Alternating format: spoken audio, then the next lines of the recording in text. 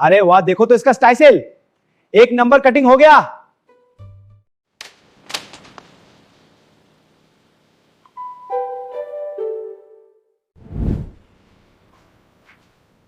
आज के लिए क्या स्टाइल चाहिए?